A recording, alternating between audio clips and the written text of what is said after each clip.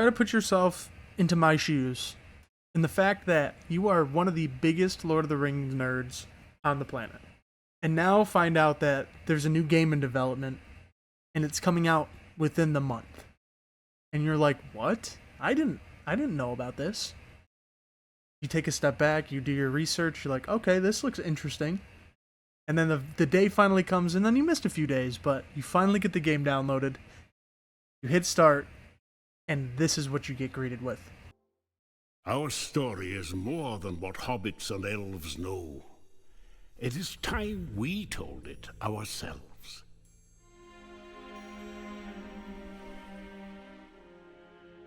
That is the John Rhys Davies, aka Gimli, playing Gimli.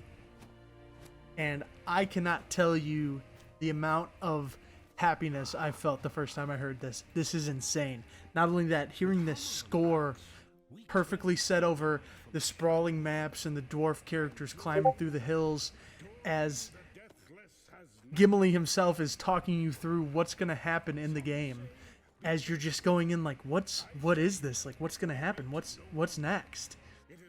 And as you're watching, you're learning what you're going into. You're learning what they're setting up for this game. And as it goes on, he finishes his speech. You get hit. Boom. Title screen. Return to Moria.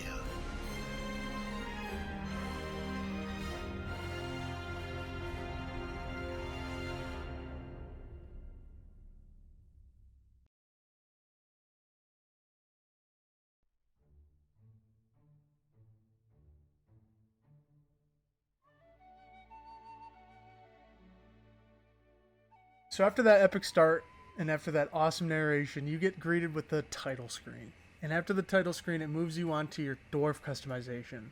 And I gotta be honest, I was a fan of the customization, and I made a list of pros and cons of what I want to get into and delve deep into about this game.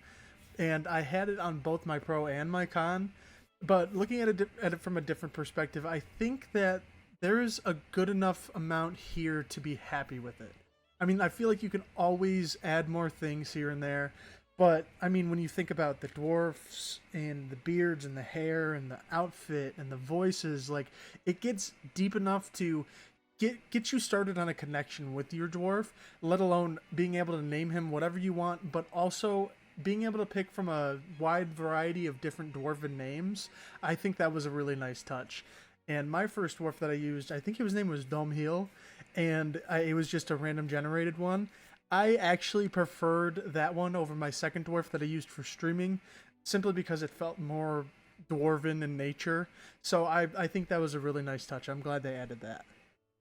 And then finally, you get into the game. And I gotta be honest, when I first stepped foot in and rose up from the mountain collapse that happened, I was actually extremely impressed. A couple months back, I watched a video on Return to Moria, and I was kind of disappointed just because it looked like it was lacking something. It looked like it was going to be kind of crappy, honestly, but I was pleasantly surprised. I think it actually looked very good.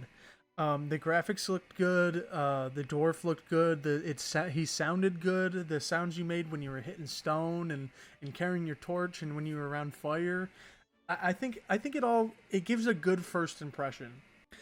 And that's without the fact that I have this terrible habit of not being able to switch my settings correctly to the correct graphical settings that I can use for my GPU. So I was about maybe like 4/6 of the way through the actual game itself, like the story itself, before I realized that I didn't have my graphics set up correctly. And when I switched it to 1440p, I mean, I was pretty mind blown. It actually looked very good. I think another pro to this is the small touches you find from the Path of the Fellowship. I mean, finding the Hobbit plates, finding Pippin's stone, Gandalf's marks, and all the other stuff that you find from the Fellowship. I think those are the touches that give the game life in a way where it's giving callbacks that people want, but not force feeding it down your throat like, oh, look at us, we're giving you Lord of the Rings stuff in our Return to Moria or Lord of the Rings game, because it should be its own entity. But the callbacks, I think they did a really nice job with that. Not to mention the areas you find sometimes, like the Bridge of Khazad-dûm, or finding other dwarven names, Dwalin and Balin, and all the other dwarves, like camps they set up in, and areas they've marched through, and tombs and stuff like that. I think it's not only like callbacks to the movies, but it's just because that's what's happening in the story itself, in the Mines of Moria. These things are there.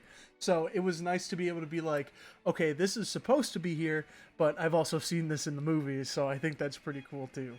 Because they gave it obviously their own artistic touch too, and it made it look a little different from here to there. And I don't know, I think they did a really good job with like the quote unquote callbacks. Another smaller thing that I do enjoy about this game a lot is there's statues that are scattered around the map, and they're broken. So when you find resources like iron and steel, you can create hammers, and those hammers will allow you to use resources to rebuild these statues, and they give you different kinds of rewards like helmets, chest plates, armor, weapons, tools. And I don't think I've ever played a game that gives you those kinds of rewards in that way. I thought it was a pleasant surprise, because when I first rebuilt it, I'm like, oh, that's how you get new armor. That's how you do this. That's how you do that. And this game doesn't give you a lot of hand holding, which I'll get into later. So it was kind of hard to figure that out on my own, but once I did, it was really cool. I thought it was really cool. And then a smaller thing on top of that is there's dwarf remains scattered around the entirety of the map of fallen dwarves, and you can choose to honor them, and it just puts you down on one knee, and you honor the fallen, and for that you get these statues. And when you get enough statues, you can build a shrine to those fallen dwarves, which gives you kind of like a status upgrade, a status boost when you click it. I think it helps with your stamina or your hunger, and I thought that was a really nice touch.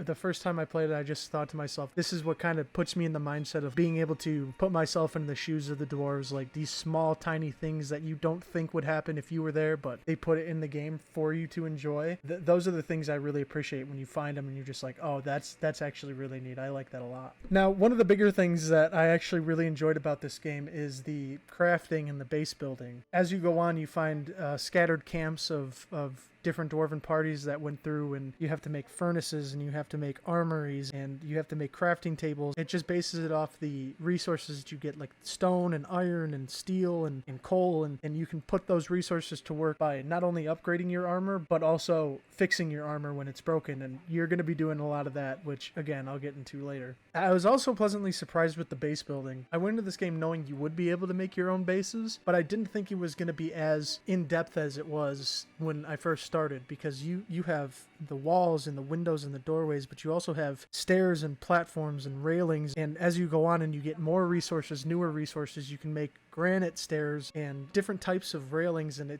you can add your own touches to it, so you can pick like one or multiple spots to make it feel like home. And I was very surprised with how in-depth they went on it, because it was shocking that they put that much effort into that kind of part of it. I didn't expect that to be such like a big part of the game as you were playing. Also being able to build ovens and being able to use resources that you didn't think you'd be using for anything else to put into different types of recipes to make food that helps with your stamina or fills your health bar, and that's something I found deeper into the game than I probably should have. But when you find that out after struggling for a bit, realizing, oh, these enemies are actually kind of kicking my ass now, I don't know how to heal my health without going back and sleeping. There's actually those different ways you can do that, and once you figure that out, it makes the game a little easier. Another thing is when you're in dark areas and you start losing your health because you're in darkness, or you're bone cold, or you start feeling like the sorrow of being in the darkness, you start taking one tick of health every second, and it does get very annoying, but I think it was a neat integration into the game, because it made you feel like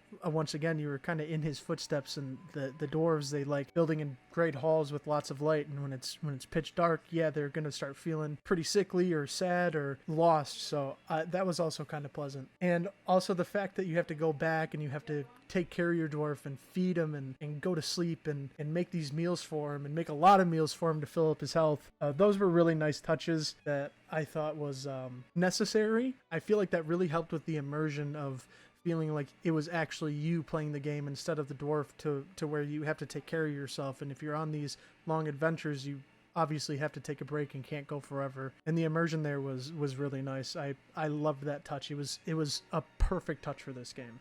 I wanted to start off with the pros just because when I started this video, I was kind of all over the place with pros and cons and what I liked and what I didn't like, and I kind of wanted it to be more precise when I started delving into what I wasn't really a fan of. Not because I hated most of it, just because I feel like there's things that need work and need help. And I can't say that I don't dislike a lot of the things that I'm going to talk about, but it is something that down the line I feel like can be fixed and hopefully will be fixed, and it'll just take this game from here to here. And I'm hoping that other people have these same complaints and the developers know about it so they can listen and try to help in this way. Because one of the things that I feel like is the biggest problem with this game is you start up the game and you're going through this sequence and you hear this wonderful music and you're looking at the maps and the dwarves moving around and this huge score at the end of the title music, and then you get into the game, save your dwarf singing when he's digging for resources. You also have a very big lack of music. The issue with that is just as you're playing and as you're digging around, what you're going to be doing a lot of, it just sounds so, I mean, listen to this, just walking down halls and digging through resources. Just take a listen to this. This is the whole game.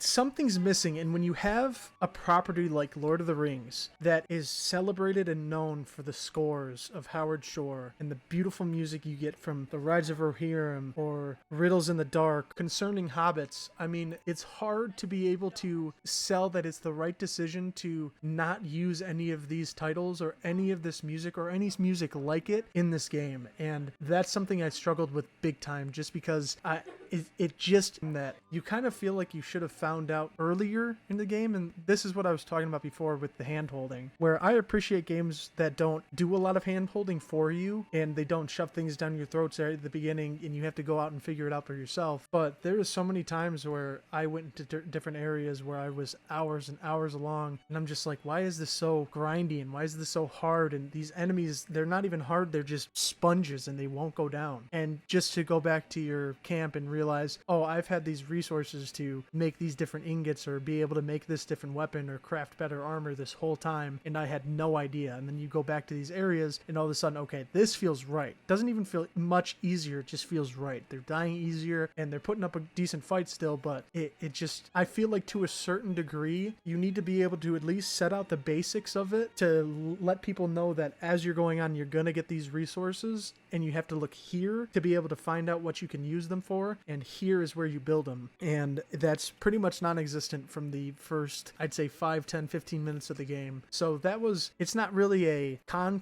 for me, but there's times where I've run through and I'm like, I don't think it would have been great game breaking to tell me about this way early on, but here we are now, I guess. I think that it could have been handled a little differently. Now, here's one of the biggest issues I think that I have with this game.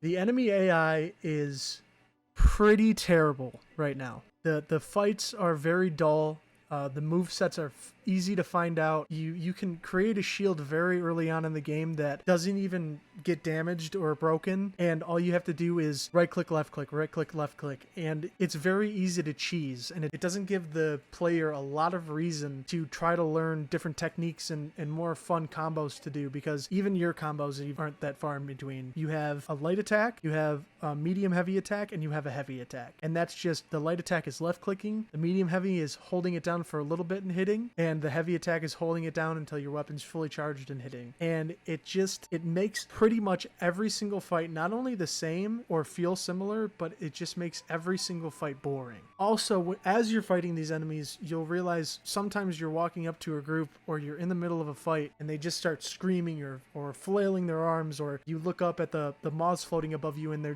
just turn and look at you and they just stand there and just stare at you like this. Eyes up! Monsters in the air!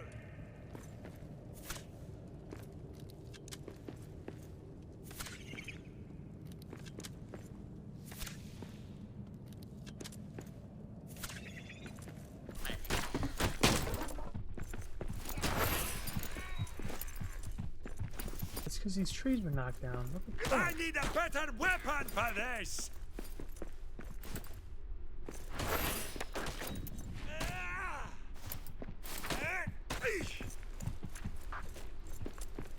And it's it's just so easy to cheese. There's no big reason to learn, not even learn their movesets, but just learn different combinations or different ways to go about things, because the game makes it way too easy for you. And this is something I feel like needs to be fixed soon, because you're going to have a lot of new people playing this game, I think even up to this point, and a lot of people are going to realize what the fighting is, and they're not going to enjoy the game up until the end, because everything is just too easy. But in saying that, you also have moments where you get orc hordes, and the orc hordes are when sometimes you're in certain areas, you make too much noise, a horde begins. And when that happens, they send countless enemies at you. And when it comes to any of the armor at any point in the game that you have, sometimes it's just so overwhelming that you can't take all of them on at once. And I don't know if that was meant to happen, if they meant for you to die every time you get orc hordes, but it seems like every time one comes, you're gonna die. Because another issue is the armor, and you can create different sets of armor throughout the game as you go, but the main issue is with the armor, there's nothing really that helpful, just because you go into a fight or you start an orc horde and you have to make your way back to camp and fix it immediately. I mean, 3-4 hits, you're 50% health, and you're like, why am I taking so much damage all of a sudden? Oh, my helmet broke already. Okay. Oh, my boots are broken now too. What's going on with my chest plate? It's just, it seems like the armor is just there to help you from a couple of hits, and I can appreciate that if the game had a certain amount of enemies at all times, but with orc hordes so common and you have 50 plus enemies coming at you every different way, there's nothing you can do. There's absolutely nothing unless you have that shield. Then you can send out a prayer. But for the most part, even if you have the best armor in the game, it's still going to get broken by anybody. I mean, orc hordes, regular enemies, regular groups of enemies, trolls, it's not as helpful, I think, in my opinion, as it should be. And that's something that I don't know, when you craft armor, and as you go up, the armor's durability gets better, but it's just for the amount of hits that you can take. And I know that durability is pretty much that, but when there's such a minuscule amount of hits that you can take already, and you go from a minuscule amount to a little bit bigger of a minuscule amount, I feel like that just doesn't make as much of a difference as it should. Same with the weapons. I mean, when you don't have masterworks and the weapons die so much because you're battling all these enemies and you're hitting and all of a sudden your axe is broke. Okay, let me go to my hand. Oh, now my hammer is broken too. I gotta go back and I gotta fix this stuff because I'm not getting through this area. I gotta go upgrade. I gotta do this. I gotta do that. It's too grindy. The time it should take for your armor and your tools to die shouldn't be as fast as it is, especially with all the enemies they throw at you most of the times. It just, as you're playing, you'll realize that it just doesn't make much sense there. I was also going to go into the resource gathering in some kind of way, because there was points in time where I felt like I dug so much of this, or I need so much more stone to progress the story, and I'm so far in that there's not even stone anymore, it's just granite, where you had to go all the way back, go find nodes that you didn't break already and grind all this stone out, and get lucky and come across a room where you find a bunch of stone, which are in the game. However, I don't think there should be a reason for that to be in the game. I think they put it there because they had that same feeling, but I just think that when it comes to resources like stone, it shouldn't be hard to find. It shouldn't be hard to go up to the Elven Woods and find Elven Wood. You shouldn't have to sit for 10-15 seconds at a time to beat one tree down to get that Elven Wood. And I know they fixed it, but when I played it, when you knock down the Elven Wood trees, they didn't spawn back. So when you go to find these resources with the Elven Wood inside of them, there's no more Elven Wood that you can get because you broke all the trees. Sometimes it just felt like I liked the resource gathering. I liked how they added salt to the game, and they added resin that's better than coal, and you can find certain things that do different things. I think that's an excellent part of the game. But there's also parts where I feel like it was just too grindy. And when I'm playing the game, I want to just be able to collect resources from time to time, and that's it. But when you have to go back and collect all this stuff as often as they expect you to, it gets a little frustrating at times. But that's in no way the worst part of this game. I like I said, I enjoy the resource gathering. Being able to be like, okay, I'm going to take a break from the story. I'm going to go collect a bunch of iron because I need steel, or I'm going to go collect a bunch of resin because I don't have any more coal left. That was a nice part of the game, and it was relaxing with, the lack of music, but it was relaxing to be able to go do that. I did like it. It's just, I feel like there can be fixes here and there. I wanted to take the end of this video to take the time and talk about this story. The story at the beginning, it was gripping enough. You come across these magically closed doorways, and it gets you thinking, like, what's this going to be, and how am I going to fix it?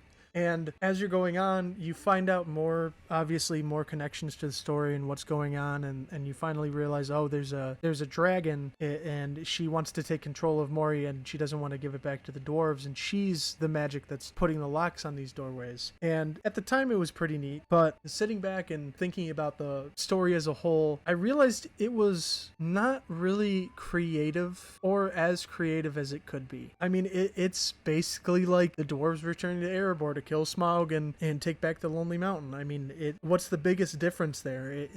She's not covering a hoard of gold. She just wants the mines for herself. When you think of the mines of Moria, you think of the Balrog. And yes, the Balrog fell when Gandalf killed him, blah, blah, blah. But I feel like it'd be cool if they maybe like took that route instead. Like there's a magical Balrog that arose from the depths after his brother died or his dad died, and he's blocking these doorways, and now you have to do the impossible, and you, a lone dwarf, have to go kill this Balrog to take back the mountain, because that's what they were going for before the events of Lord of the Rings. You know, the Balrog had taken the mountain. And I just think they missed the mark there, because the dragon thing, it's already been done. Like, they took the story that made The Hobbit one of the best, and they kind of just copy pasted it into this story and changed a few things here and there. And that being said, when you reach the ending of the game, you get to fight this dragon. And I think they fixed this as well. But when I fought this dragon, it didn't take me no more than 5 minutes. And it was extremely lackluster. The boss fight was nothing to write home about. I think you hit a pillar here, it hits the dragon in the face, you hit her in the face, she gets back up, hits another pillar, you hit her in the face. I think it took 3 or 4 maybe hits to kill him, and that was it. And the game was over. You got Durin's axe, you go hit the doorways, and you're free. And I guess